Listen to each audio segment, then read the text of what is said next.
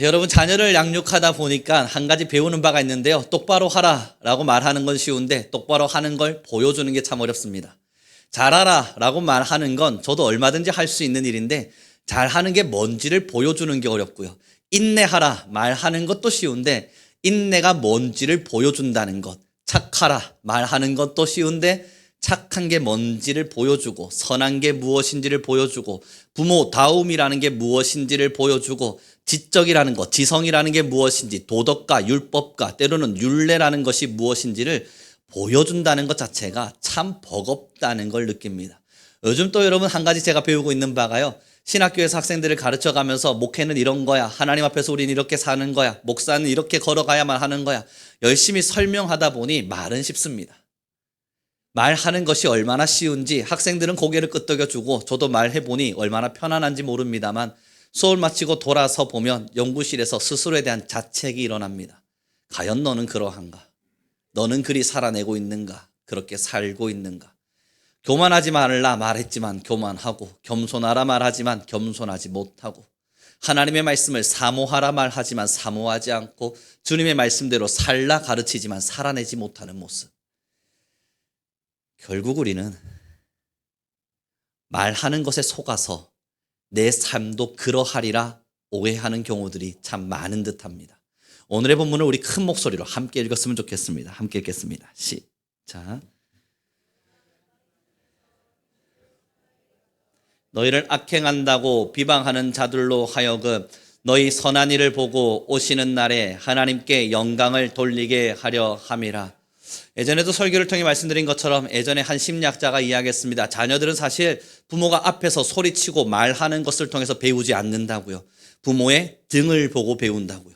부모가 걸어가고 있는 모습의 흔적을 보면서 배우지 자녀는 부모가 앞에 서서 너 이렇게 살아 저렇게 해라 말한다고 해서 그 꾸짖음과 잔소리와 때로는 훈계 앞에 양육되지 않는다 심리학자가 말했습니다.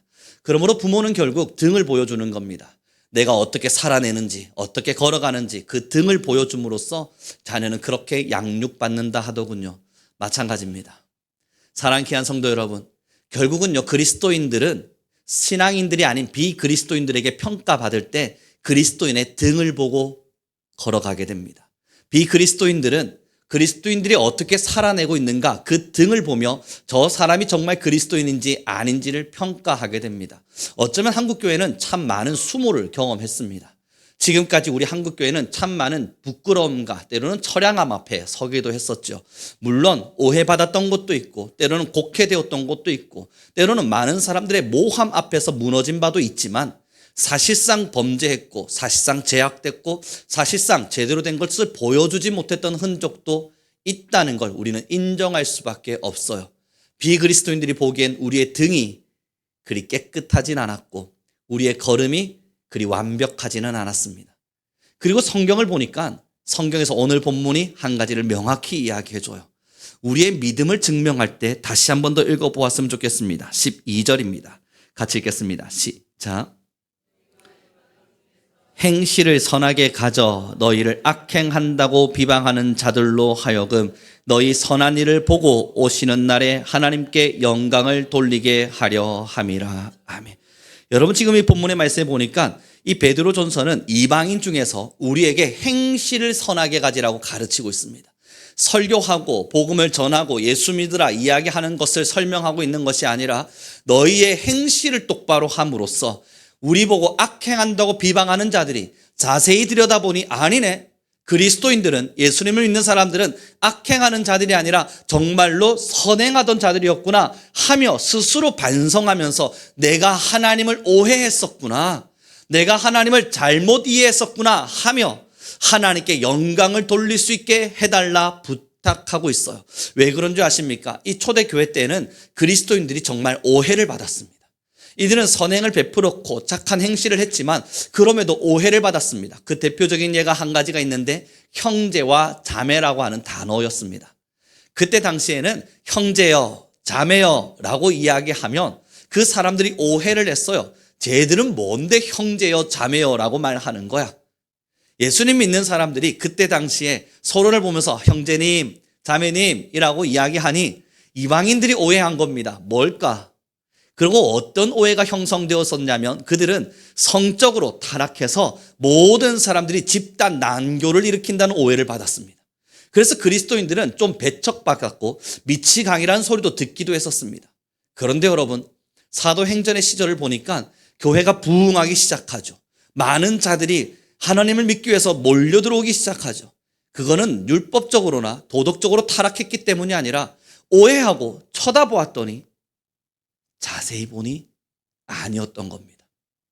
가난한 자를 위해서 자신의 무덤을 내어주었고 배고픈 자를 위해서 자신의 재산을 팔았고 힘겨워하는 이를 자신의 집에 거두어 들였고 울고 있는 자를 위해서 옷 한 벌을 내어줄 수 있었던 용기가 그리스도인들에겐 존재했던 거예요.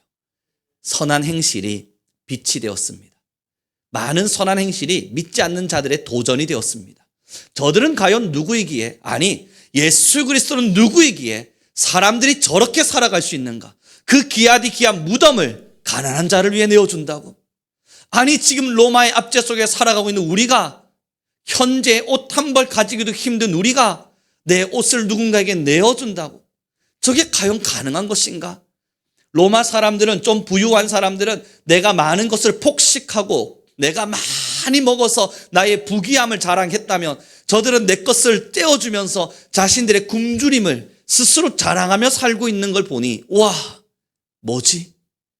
예수님 믿는 사람들의 삶의 형태 앞에 감탄하기 시작했습니다. 그래서 대부흥운동이 시작된 거죠. 사랑하는 귀한 성도 여러분, 우리 함께 고백합시다. 결국은 내 삶이 복음이다. 만약 내 주변에 예수님 믿으라고 아무리 이야기해도 예수님 믿는 사람이 없어요. 그건 여러분, 예수님의 능력이 부족한 게 아니라, 따라하시죠, 내 삶이 엉망이라 그렇다. 내가 결국 복음을 전하고 있고 예수님 믿지 않는 사람들이, 주변 가족들이, 주변 지인들이, 주변 사람들이 예수를 믿었으면 좋겠는데 내가 아무리 예수를 믿으라고 소리쳐도 예수를 믿지 않는다? 그건 내가 전달하고 있는 복음의 메시지에 힘이 없는 것도 아니고요, 예수님의 말씀이 거룩하지 못한 것도 아니고요, 복음이 사람을 변화시킬 수 있는 능력이 없는 것도 아니고요, 그 복음을 보게 만들어줄 우리의 등이, 우리의 인생의 걸음이 사실 엉망이라 그렇습니다. 본받을 만한 게 없는 거예요. 그리 거룩해 보이지가 않는 거예요. 뭔가 차별화돼 보이지가 않는 거예요. 뭐가 다르지? 어떤 게 다른 거지? 저 사람의 삶은 무엇이 다른 거지? 아무리 쳐다봐도 그리 달라 보이지 않는 겁니다.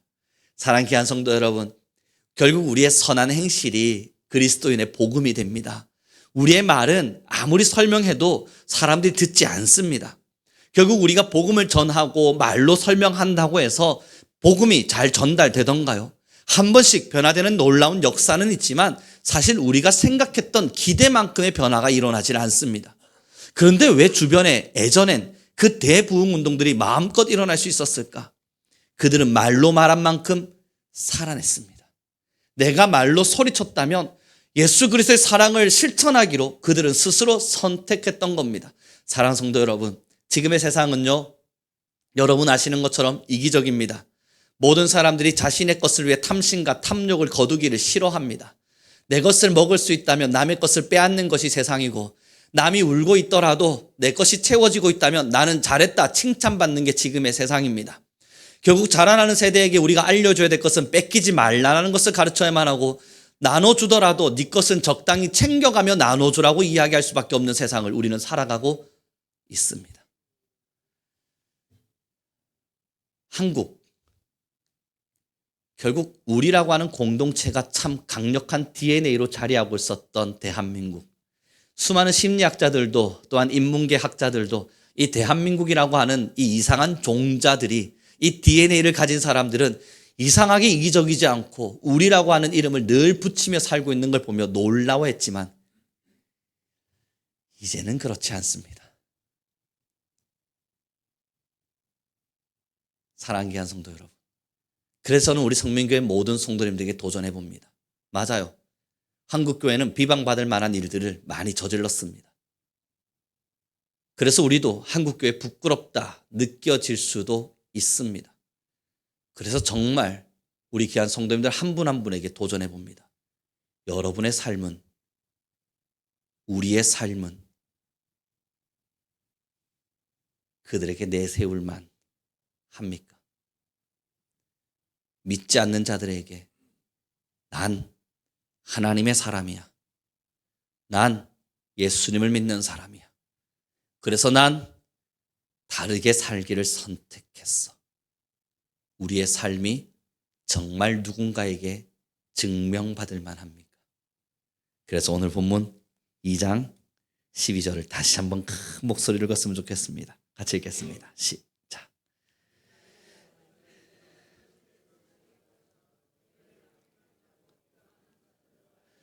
너희 선한 일을 보고 오시는 날에 하나님께 영광을 돌리게 하려 함이라. 여러분, 그러면 지금 이 시간 베드로 전서에서 기록하고 있는 선한 일, 선한 행동이라고 하는 것의 기준이 무언가 굉장히 궁금하시죠?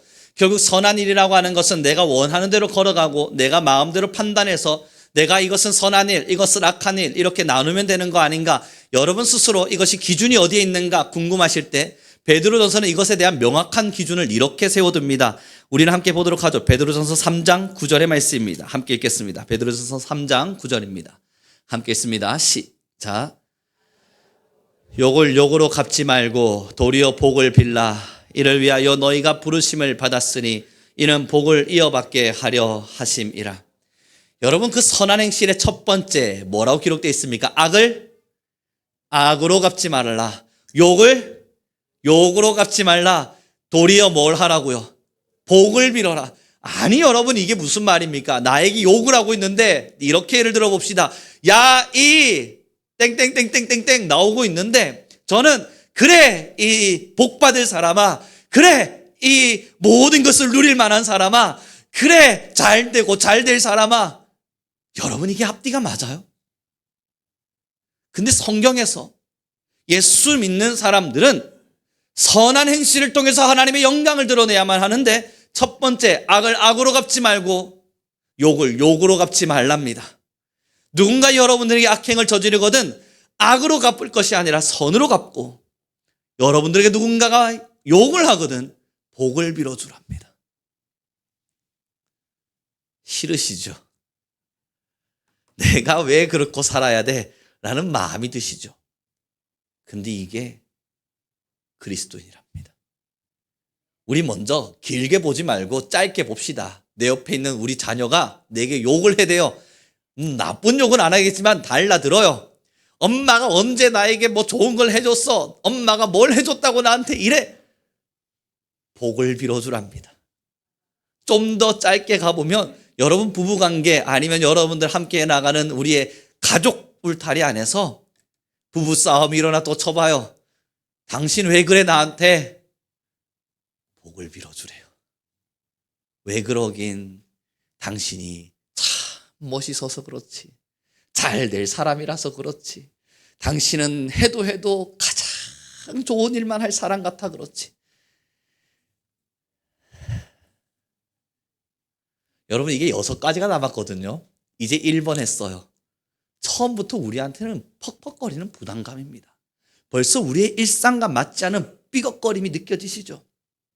우리 그리스도인들에겐 잘 나타나지 않은 형실, 아니 어쩌면 이것이 성경 속의 기록이긴 한데 나의 일상 속에는 없는 이야기. 그래서 성경은 말하는 거예요. 우리가 복음을 전해도 사람들이 믿지 않는 이유는 우리의 삶이 엉망이라 그렇다. 첫 번째가 악을 악으로 갚지 말고 욕을 욕으로 갚지 말랍니다. 여기까지는 그러려니 넘어가 봅시다. 그럼 두 번째가 무엇입니까? 우리 함께 보았으면 좋겠는데요. 고린도전서 3장 17절입니다. 함께 읽겠습니다. 시작.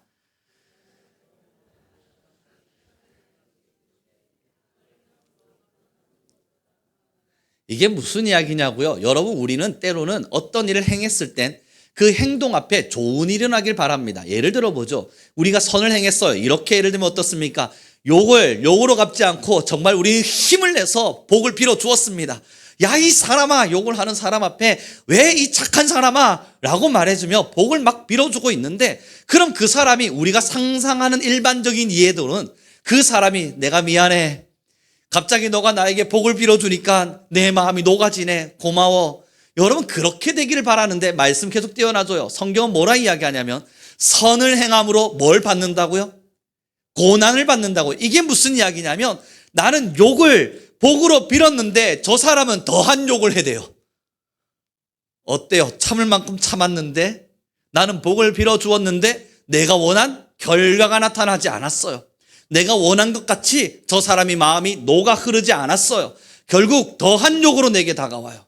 그때 하나님이 하시는 말씀이 선을 행함으로 고난받는 것이 함께 있겠습니다. 그 뒤는요. 같이 읽도록 하죠. 시작. 하나님의 뜻일진데. 욕을 복을 빌어주는 것으로 갚았는데 더 큰 고난이 찾아오고 더한 욕이 찾아오는 게 하나님의 뜻이랍니다. 이제 교회에 나오고 싶지 않으신 분들 여기 여러 보이세요. 결국 여러분, 하나님께서 우리에게 요청하시는 정말 너희가 복음을 전하고 싶니? 정말 너희가 하나님의 사랑을 전하기를 원해? 정말 너희가 하나님의 영광이 되기를 원해? 우리 모두가 함께 고백하고 있는 것처럼 하나님의 영광이 되며 살기를 기도합니다. 하나님, 우리가 하나님의 영광이 되길 원합니다. 정말 그 길을 원하니? 여러분, 하나님은요 우리에게 선한 행실을 따라 살라 그럽니다. 그 행실을 통해서 하나님의 영광이 되라 말씀하고 계세요. 그 첫 번째가 악을 악으로 갚지 말고 욕을 욕으로 갚지 말며 복을 빌어주고, 그 두 번째가 그 복 빌어줌으로 인해서 더한 고난이 찾아올 때 이것이 하나님의 뜻이구나, 여러분 용납하고 받아들이고 수용하랍니다. 그리고 나서 세 번째를 보면 더 화딱지가 올라오기 시작합니다. 고린도전서 1장 15절입니다. 함께 읽겠습니다. 함께 읽습니다. 시작.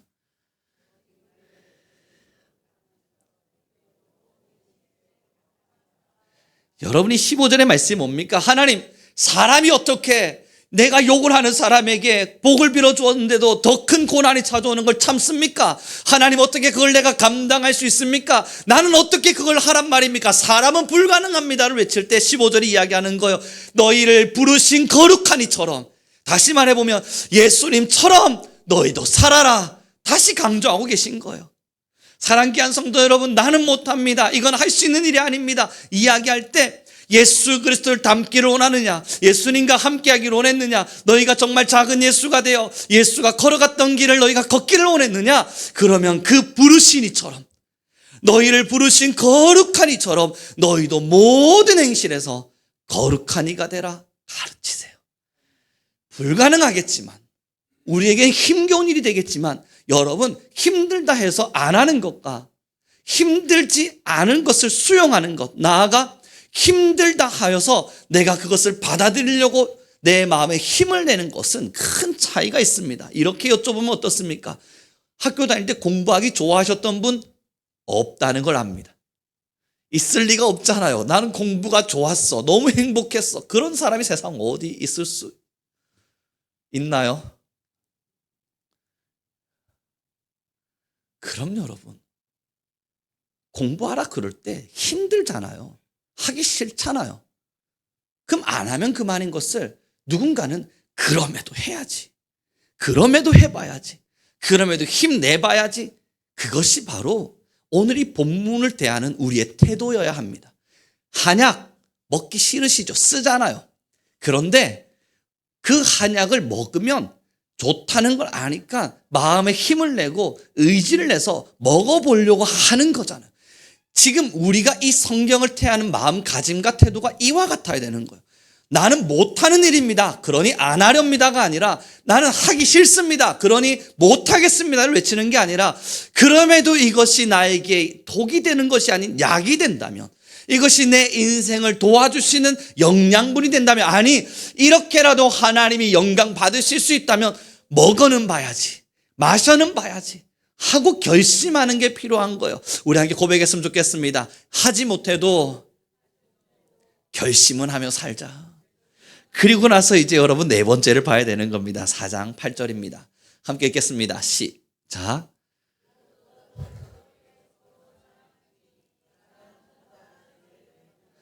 해보자. 내가 정말 해보자. 욕을 갚지 말자, 악으로 갚지 말자, 내가 힘들다도 더 해보자. 마음 먹을 때 그렇게 내가 예수님 닮아보자, 나를 부르신 이처럼 내가 힘을 내서 하나님의 말씀처럼 살아보자 결심할 때 하나님 우리에게 위로를 주시며 하신 이야기가, 그래 너희에게 그 마음이 있느냐? 그러면 서로 뜨겁게 사랑해라. 여러분, 이 한마디로 모든 것이 위로받고 모든 것이 이해가 되는 거예요. 맞아요. 나한테 욕하는 사람한테 어떻게 욕을 안 할 수 있습니까? 하지만 사랑하면 참아줘요.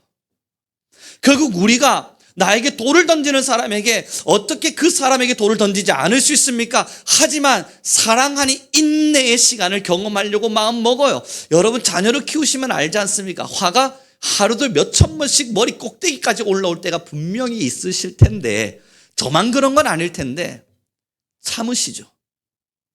인내하실 테고 견디실 겁니다. 아니, 욕을 욕으로 갚지 않고 왜 인내하셨어요? 그자의 못남을 못남 그대로 질타하고 훈계하고 그를 모른 척하고 때로는 그 아이를 키워감으로써 내가 더 큰 고난을 받고 있는데 왜 견디셨어요?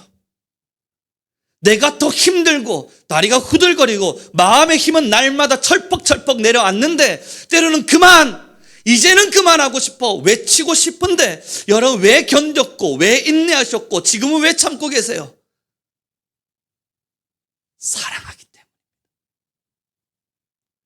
결국 하나님께서 이 본문을 통해서 이 일이 가능한 이유는 사랑이라고 하는 단어가 있기 때문임을 강조하고 계신 거예요. 너희가 뜨겁게 사랑해라.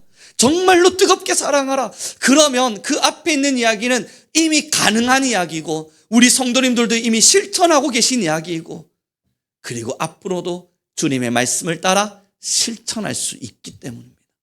사랑하는 귀한 성도 여러분, 자녀를 키울 때를 정말 기억해 보세요. 힘듦에도 견뎌가는 이유는 그를 사랑하는 사랑의 마음이 있기 때문입니다. 나를 고달프게 하는데도 이겨내는 이유는 사랑이라고 하는 단어가 우리 안에 생겨져 있기 때문입니다. 하나님은 그것을 자녀라고 하는 바운더리만 두지 말고 온 세상을 그렇게 용납해달라 요청하고 계신 거예요. 그 마음의 힘이 우리에게 없는 것이 아니라 이미 있다는 걸 여러분 자녀를 키우면서 증명하고 계시니까 그 힘을 내 자녀에게만 내지 말고 조금은 더 넓게, 그 바운더리를 조금은 더 크게 가져달라 부탁하고 계신 거예요. 여러분, 정말 불가능한 이야기입니까? 정말 나는 할 수 없는 이야기예요? 정말 우리가 가지지 못한 힘입니까? 아니에요. 이미 우리는 하고 있었고 우리 권사님들의 세대는 그 모든 것을 이미 증명해내셨고 우리 젊음의 세대와 지금의 부부의 세대, 그래서 이제 양육을 하고 계신 분들은 이걸 지금 증명하고 계시지 않습니까? 내게도 그 정도의 힘이 있구나. 이미 여러분은 그 힘이 있어요. 못하는 게 아니라 안 하기를 선택하고 있을 뿐인 겁니다. 해보자고요.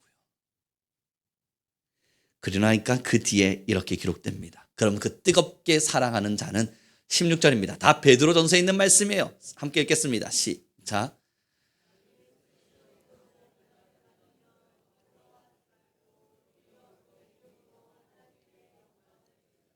그렇게 사랑하다 보니까 힘겨워져서 힘들다.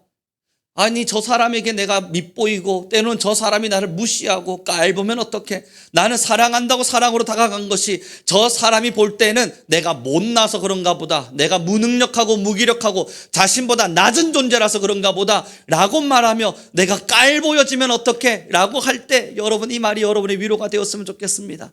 그렇게 고난을 받으면 나 스스로의 못남이 그런가, 나는 그러지 않은 사람인데, 나는 정말 드러낼 수 있는 사람인데 내가 사랑하려고 섬긴 이것이 저 사람이 볼 때는 깔볼 만한 행동이었던가, 화딱지가 올라와서 속이 막 터질 것 같을 때 부끄럽게 여기지 말고 그 뒤에 뭐라 기록합니까?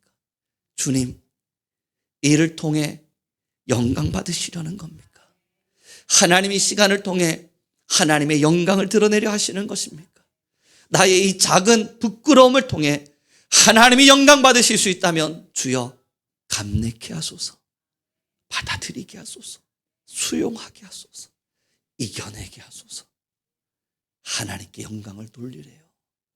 그 시간을 걸어가며 힘겨워하고 있는 여러분을 하나님도 아시기에, 그 수고로움이 무엇인지를 하나님도 너무나 잘 아시기에 말씀하시는 것이, 그 부끄러움이 있을 때 부끄러워 여기기보단 하나님이 영광 받으시고 있구나, 그렇게 생각하면 여러분 조금은 위로받을 수 있지 않습니까?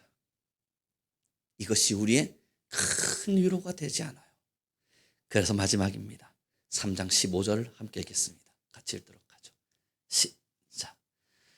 너희 마음에 그리스도를 주로 삼아 거룩하게 하고 너희 속에 있는 소망에 관한 이유를 묻는 자에게는 대답할 것을 항상 준비하되 온유와 두려움으로 하고. 그렇게 살고 있더니 사람들이 묻는 거예요. 야, 너 도대체 왜 그러고 사냐? 야, 너 도대체 왜 그러고 사냐? 너는 어떤 소망과 어떤 마음이 있길래, 너는 어떤 예수 그리스도를 만났길래 그런 시간들을 살아내고 나를 뜨겁게 사랑하며 내가 너에게 욕을 하는 것을 갚지 아니하고 너는 왜 이렇게 이런 고난을 당해가며 사람을 섬기고 사랑하느냐? 물을 때에 여러분 본문 말씀 좀 계속 좀 띄워놔줘요. 뭐라고 기록되어 있는지를 보세요. 소망을 묻는 자가 있거든. 그제서야 말을 하는 거라는 거예요. 너에게 와서 너가 믿는 예수가 도대체 누구야? 넌 왜 그런 삶을 사는 거야? 야, 너의 삶을 보니 난 너의 삶이 너무너무 궁금하다. 소망에 관한 이유를 묻는 자에게 그제서야 말을 하라는 거예요. 나 왜 이렇게 사냐고? 하나님을 사랑한다. 예수님을 사랑한다. 내가 무엇을 말할지를 준비하라는 거예요.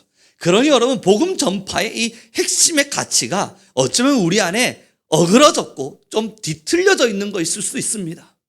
먼저 우리는 말을 하고 어떤 삶도 보여주지 않습니다.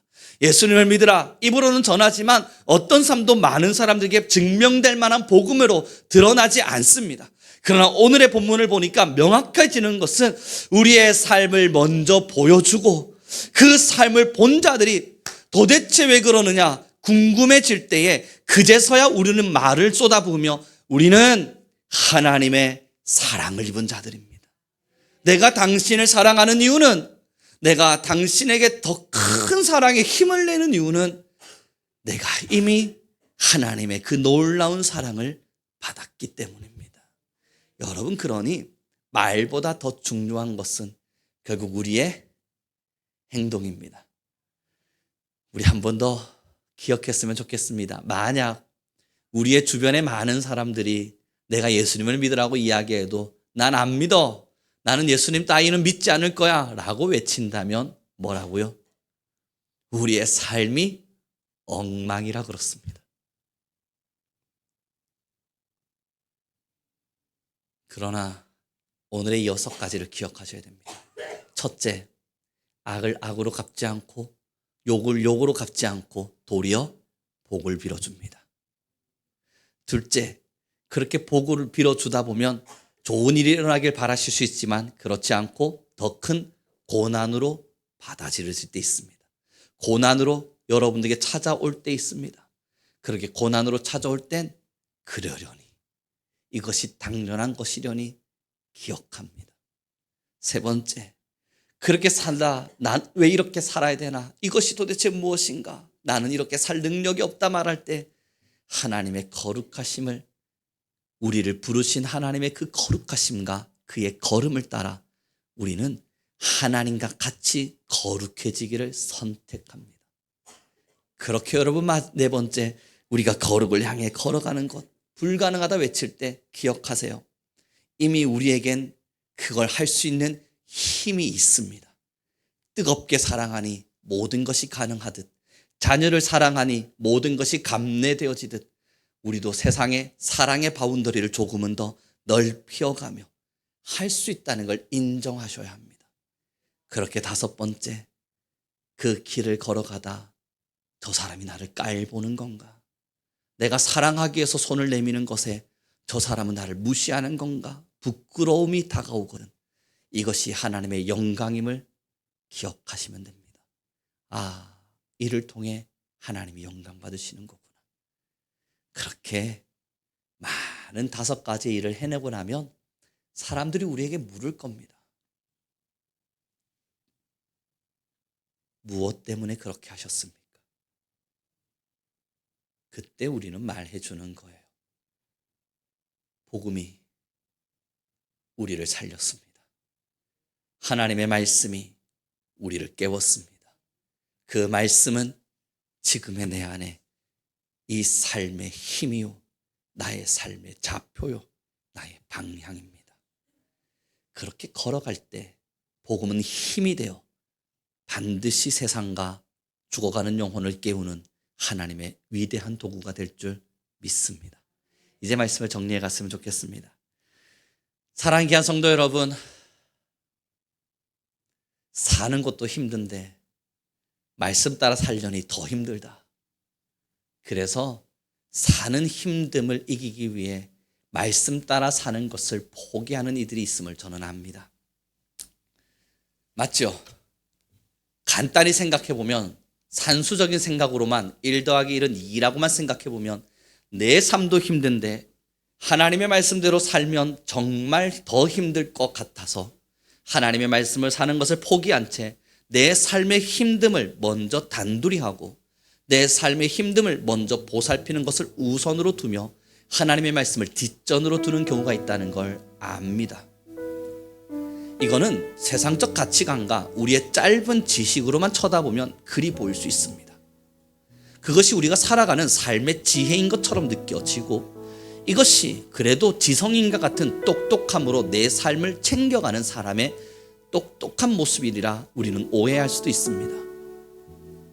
그러나 여러분, 이 말씀을 정리해가며 저는 우리 귀한 모든 성도님에게 도전합니다.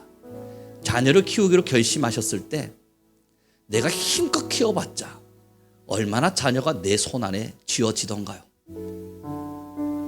대단히 부유한 사람이 되기 위해 내가 힘을 내서 나의 인생을 만들어 보았자 얼마나 만족스럽던가요? 부부관계의 아름다움을 만들어 가기 위해 최선을 다해 사랑해 보았자 여러분, 그 사랑이 정말 다툼 없는, 질투와 시기 없는 완벽한 사랑으로 언제 그렇게 대단히 만들어지던가요?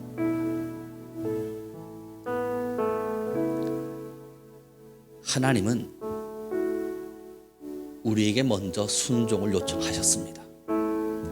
하나님의 말씀을 따라, 하나님의 은혜를 따라 하나님의 말씀으로 살아달라 부탁하셨습니다.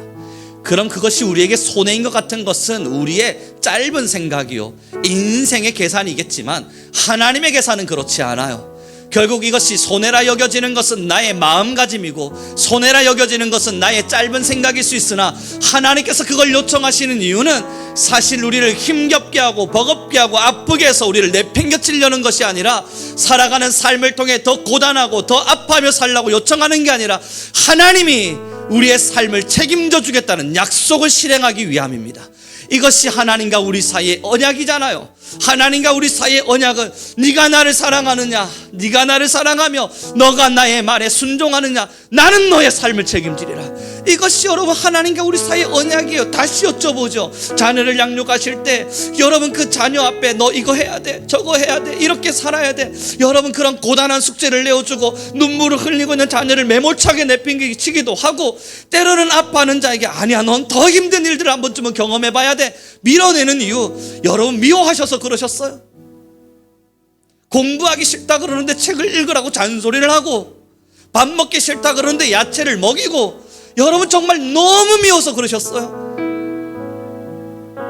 사랑하니까, 너의 인생은 내가 책임져야 하니까, 너의 인생은 반드시 내가 바르게 만들어야만 하고, 너의 인생은 반드시 잘 되고 잘 되도록 내가 이끌어야만 하니까, 이 이끄는 것의 책임이 우리 하나님에게 있으니 하나님은 지금도 우리를 이끌어가기 위해 요청하고 계신 겁니다. 잘 이끌어야 되니까요. 부모니까 잘 이끌어야 되니까요. 우리 하나님이 우리의 부모 되셨기에 잘 이끌어 가셔야 되니까요. 그러니 야채도 먹으라고 하고 사랑도 하라고 그러고 사람들에게 섬기라고도 말하며 우리에게 살아갈 수 있는 인생에 하나님의 길목을 열어주고 계신 겁니다. 사랑하는 귀한 성도 여러분, 기껏 내 인생 하나도 책임지지 못하는 짧은 지식 안에 내 인생을 가두고 하나님을 의심하기보단, 우리 귀한 성민교회 귀한 성도님들은 하나님을 믿고 그 전지 전능이란 이름으로, 신이라는 이름으로, 천지만물을 창조했다는 이름으로 내가 지금도 온 천하를 운행한다는 그 위대한 위엄으로 우리에게 다가오시는 하나님을 믿고 짧은 내 지식 정도는 내려놔 보길 바랍니다. 별것 아닌 우리의 자존심 정도는 버려보길 바랍니다. 별것 아닌 우리의 고집 정도는 꺾어보길 바랍니다. 그러면 함께 고백합시다. 하나님이 반드시 내 삶을 이끌어 가시리라. 이 시간 우리 함께 기도하며 나갔으면 좋겠습니다. 함께 기도할 때 하나님, 이제 우리가 하나님께 나의 삶을 내어드리게 하소서. 하나님, 우리가 말보단 우리의 행실로 주의 말씀을 따라 살게 하여 주옵소서. 그러한 걸음걸음을 걸어갈 때에 우리의 짧은 생각으로 내 인생이 버려지는 것 같이 느껴지겠으나 하나님, 이것이 완성이요, 이것이 하나님의 이끄심이요, 하나님 우리를 잘 키우기 위한 하나님의 수단임을 우리가 인정하게 도와주옵소서. 우리 주여 한번 부르시고 간절히 기도하며 나아갑니다. 주님.